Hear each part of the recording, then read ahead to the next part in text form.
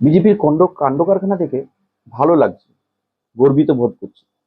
কারণ একজন মহিলা মমতা বন্দ্যোপাধ্যায়কে হারানোর জন্য সারা ভারতবর্ষকে এক হয়ে গেছে।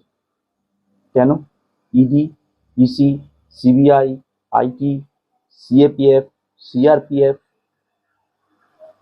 এবং এর পরে সর্বোপরি সারা ভারতবর্ষের বিজেপি নেতারা এক হয়ে গেছে, এক হয়ে লড়ছে। একটা কথা বলতে পারি, মানতে হবে বস, দম আছে।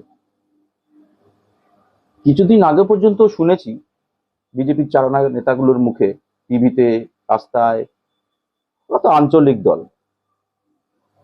আজকে তার দিল্লির বাবারা দেখাচ্ছে যে সর্বভারতীয় কাকে বলে। আবার বলি, দম আছে বস, মানতে হবে। যখন তোমরা চেষ্টা করলে ইসিকে দিয়ে যোগ্য ভোটারদের নাম থেকে বাদ দেওয়া, যাতে তোমাদের নির্বাচনের সুবিধা হয়, সেই একমাত্র মহিলা যিনি ইতিহাস রচনা করে সুপ্রিম কোর্টে দাঁড়িয়ে সওয়াল করলেন এবং আজ পর্যন্ত সেই সওয়ালের জোরেই ট্রাইব্যুনাল গঠন হয়েছে এবং ভোটাধিকার পাবেন তারা, যারা অনৈতিকভাবে বাদ দিয়েছেন। আবার বলি, কথার শেষে, দম আছে বস, মানতে হবে।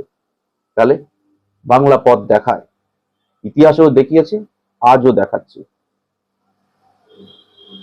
যতই করো হামলা, আবার জিতবে বাংলা, শুধু অপেক্ষা।